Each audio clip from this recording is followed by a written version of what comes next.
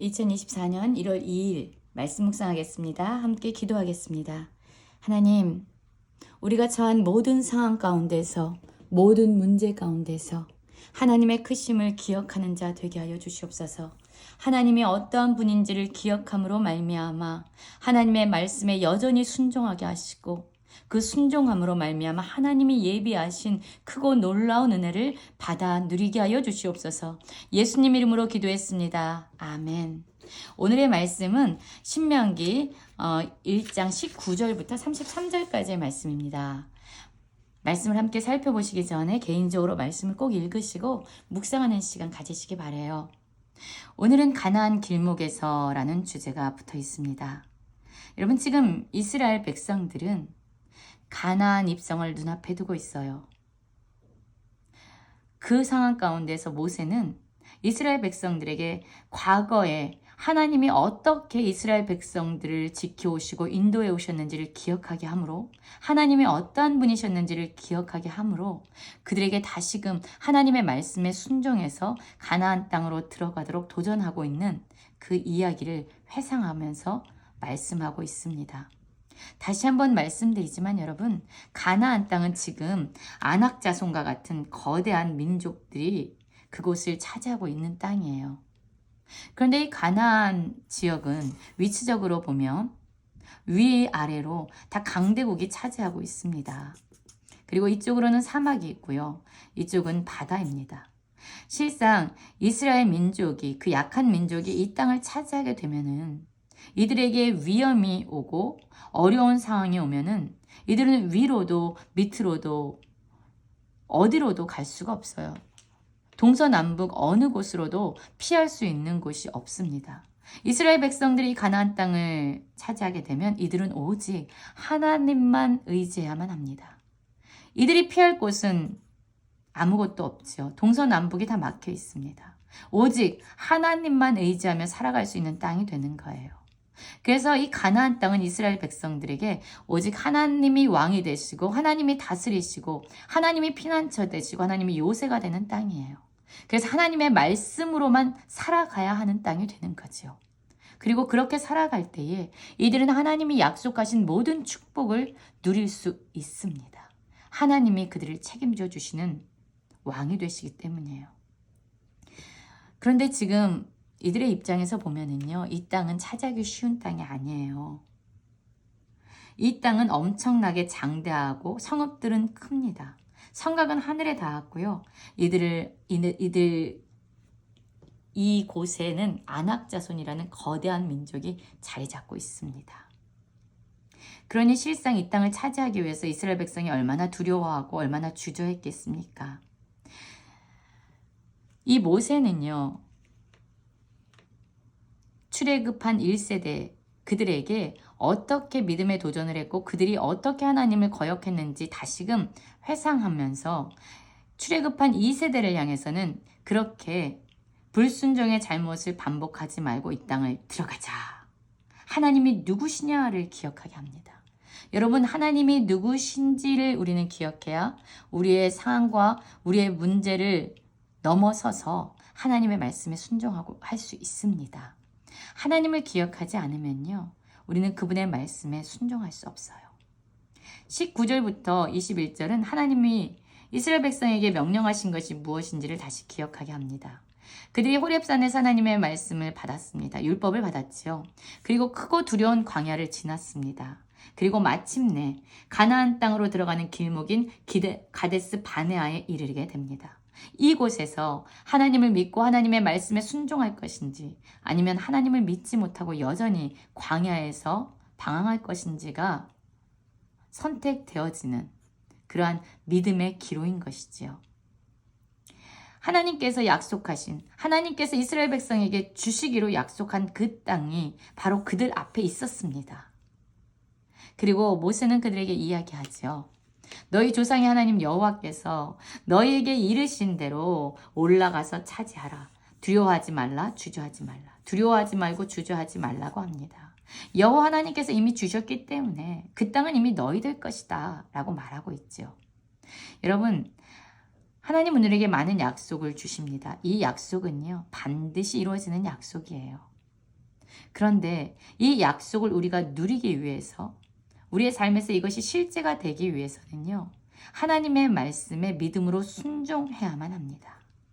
믿음으로 순종할 때 이 약속이 진짜 실제임을 우리는 누리게 되고 경험하게 돼요. 그런데 하나님이 약속하신 것 반드시 이루어지는 실제인데 우리가 믿지 못하고 불순종하면 이것을 누릴 수가 없는 거예요. 이들은 그 기로 앞에 서 있는 거죠. 그런데 이런 하나님의 말씀 앞에서, 명령 앞에서 이스라엘 반응이 나옵니다. 어떠한 반응을 했을까요? 그들이 모세에게 나와서 이렇게 말하는 거죠. 우리보다 먼저 사람을 보내자라고 이야기합니다. 즉 이 땅에 정탐꾼을 보내자라고 얘기해요. 그래서 어느 길로 올라가고 어느 성읍으로 들어가야 될지 우리로 하여금 알려주는 그런 정탐꾼을 보내자라고 모세에게 제안을 합니다. 그래서 모세는 그들의 말을 듣고 좋게 여겨서요, 각 지파에서 한 사람씩 12명을 택하게 됩니다. 이 12명의 정탐꾼 중에는 우리가 잘 알고 있는 믿음의 사람 여호수아와 갈렙이 있습니다. 그리고 그들은 40일 동안에 그 가나안 땅에 들어가서 그 땅을 정탐하게 됩니다. 그리고 정말로 그 땅이 하나님이 말씀하신 대로 젖과 꿀이 흐르는 엄청나게 기름진 좋은 땅이구나를 알게 돼요. 그 땅의 열매를 가지고 그들은 옵니다. 그리고 이스라엘 백성들에게 이야기하지요. 하나님 여호와께서 우리에게 주시는 땅이 좋다. 정말로 그분이 말씀하신 대로 젖과 꿀이 흐르는 아름다운 땅이다 라고 말해요. 그러나 단지 이 말을 전하는 것이 아니라 정탐꾼 중에서 10명은 부정적인 보고를 하게 되죠. 무엇을 함께 얘기하냐면요, 바로 이 부분입니다. 28절에 나오죠. 그 백성들은 우리보다 장대하며 그 성읍들은 크고 성곽은 하늘에 닿았으며 우리가 또 거기서 아낙 자손을 보았다. 야, 그 땅은 분명히 좋은 땅이야. 그런데 우리는 그 땅으로 들어갈 수 없어. 왜냐하면 그들이 장대하고 성읍은 크고 성곽은 하늘에 닿을 정도로 엄청 높아. 그곳을 차지하고 있는 족속은 아낙 자손이야. 우리는 그들을 이길 수 없어. 우리는 그들에게 메뚜기와 같은 존재야 라고 이야기하고 있습니다. 그들과 함께 하신 하나님이 얼마나 크고 놀라운 하나님인지를 그들은 잊고 있는 거지요. 그리고 그들 앞에 있는 상황, 눈에 보여지는 그 문제만을 그들은 이야기하고 있습니다. 여러분, 하나님보다 우리가 처한 상황이 커 보일 때, 우리가 부딪힌 문제가 더 많아 보일 때에 우리는요, 하나님의 말씀에 순종할 수 없습니다. 하나님 말씀에 순종하는 것을 주저하고 두려워하게 되지요. 이들은 그들과 함께 있는 하나님의 크심을 이야기하지 아니하고 그들이 얼마나 지금 위급한 상황에 있는지, 그들이 처한 문제가 얼마나 큰지에 대해서 지금 말하고 있는 거예요. 그러자 이들의 부정적인 보고를 들은 이스라엘 백성의 반응을 보십시오. 26절이 있죠. 너희가 올라가기를 원하지 아니하고 여호와의 명령을 거역하여 장막 중에서 원망하며 이르기를 여호와께서 우리를 미워하심으로 우리를 아모리 족속의 손에 멸하시려고 우리를 애굽 땅에서 인도하셨다라고 말합니다. 상황이 너무나도 커 보이니까 하나님을 잘못된 시선으로 바라보고 하나님을 오해하고 하나님을 왜곡하고 있습니다. 그들은 원망했어요. 통곡했습니다. 하나님의 명령에 거역했어요. 왜냐하면 하나님을, 이 상황을 통해서 하나님을 해석했기 때문이죠. 하나님이 우리를 미워하신다. 하나님은 우리를 죽이려고 하신다. 하나님이 우리를 인도하시고 우리를 구원해내신 것은 우리를 파멸시키려고 한 것이다 라고 지금 하나님을 나쁜 하나님으로, 자신들을 미워하는 하나님으로 지금 해석해내고 있는 거예요. 여러분, 상황을 통해서 하나님을 해석할 때 우리는 하나님을 오해하게 됩니다. 그리고 하나님의 말씀을 거역하게 되죠. 이때 두 명의 정탐꾼 여호수아와 갈렙은 이야기했죠. 아니다. 상황과 문제의 큼을 보지 말아라. 우리와 함께 하신 하나님이 얼마나 크고 위대하신 하나님을 기억해라. 그분이 우리와 함께 하시기 때문에 우리의 앞에 놓여있는 저 가나안 족속들, 우리의 눈에 보일 때는 거대한 민족처럼 보이지만 그들은 우리의 밥이야 라고 이야기하고 있어요. 하나님이 어떤 하나님인지를 그들에게 선포하고 하나님이 주신 명령에 순종하자라고 이야기했지만 이스라엘 백성들은 오히려 여호수아 갈렙의 말을 듣지 아니하고 이 10명의 정탐꾼의 이야기를 듣게 되죠. 이러한 혼돈 가운데 있는 백성들, 하나님의 말씀을 거역하는, 하나님께 원망을 쏟아내는 이 백성들에게 다시금 이 모세는 믿음의 도전을 하게 됩니다. 내가 너희에게 말하기를 그들을 무서워하지 말라, 두려워하지 말라라고 얘기합니다. 여러분, 모든 사람들은요, 상황이 힘들고 문제가 크면요, 두려워하게 됩니다. 무서워하게 되죠. 그러면 무서워하지 말라, 두려워하지 말라고 말하는 이 모세의 근거가 무엇입니까? 바로 하나님이 어떠한 하나님인지를 기억해내는 겁니다. 여러분, 이스라엘 백성들에게 하나님은 어떤 하나님입니까? 그들보다 먼저 가셔서 길을 예비하시고 인도하시는 하나님이셨습니다. 또한 그들을 애굽에서 건져내실 때에 10가지의 재앙을 통해서 애굽이 믿는 그들의 신들을 철저하게 이기고 승리하신 하나님이셨어요. 이스라엘 백성을 위해서 싸우시는 하나님입니다. 너희를 위해서 싸우신 하나님. 그리고 또한 하나님은 어떠한 하나님입니까? 그들을 안으셔서, 광야에서 그들을 안으셔서 이곳까지 인도하신 하나님이에요. 먼저 가신 하나님, 그들을 위해서 싸우신 하나님, 그들을 안으셔서 인도하신 하나님이십니다.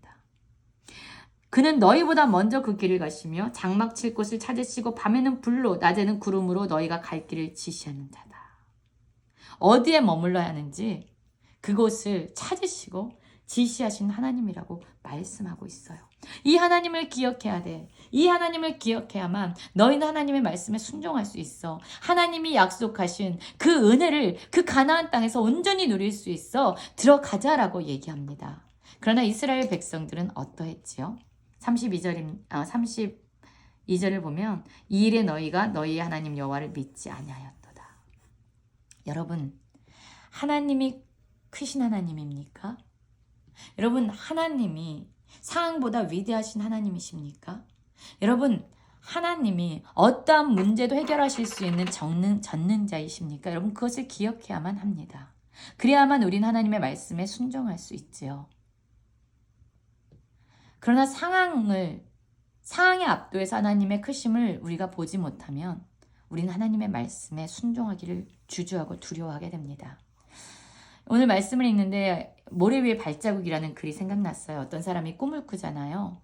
꿈을 꾸는데 그가 주님과 함께 바닷가를 거닐고 있었어요. 그렇게 거닐면서 오는데 뒤에는 발자국이 남아요. 그러다가 그 사람이 문득 뒤를 다시 돌아보게 됩니다. 모래 위에 남겨진 발자국들이 두 사람의 발자국이었는데 가만히 보니까 그가 인생에서 가장 힘들고 어려웠던 순간, 괴로웠던 순간의 발자국은요, 한 사람의 발자국만 남겨져 있는 거예요. 그가 어느 때보다 주님이 필요했던 그 순간인데, 아니 그 길을 나 혼자 걸었단 말인가? 라고 그가 생각하면서 하나님께 원망하면서 이렇게 얘기합니다. 하나님, 주님, 내가 주님이 가장 필요했던 바로 그 순간에 어찌해서 주님은 내 곁을 떠나셨습니까? 나는 이해할 수 없어요. 라고 말을 하죠. 그러자 주님이 그에게 대답합니다. 사랑하는 나의 아들아, 나는 너를 누구보다도 사랑하고 나는 한순간도 너를 떠난 적이 없어. 내가 시련과 고통으로 힘겨워해서 한 걸음도 나아갈 수 없는 그 순간, 그때는 내가 너를 안고 내가 너를 업고 그 길을 걸었단다. 한 사람의 발자국만 보이는 그 순간은 내가 너를 안고 가던 바로 그때야 라고 말씀하고 있죠. 여러분, 하나님은 우리를 안고 걸어가신 하나님이십니다. 우리보다 먼저 가신 하나님입니다. 하나님이 누구인지를 기억함으로 하나님의 말씀에 순종해서 하나님이 약속하신 놀라운 은혜를, 놀라운 축복을 받아 누리는 모든 성도님들 되시길 가장 간절히 기도합니다.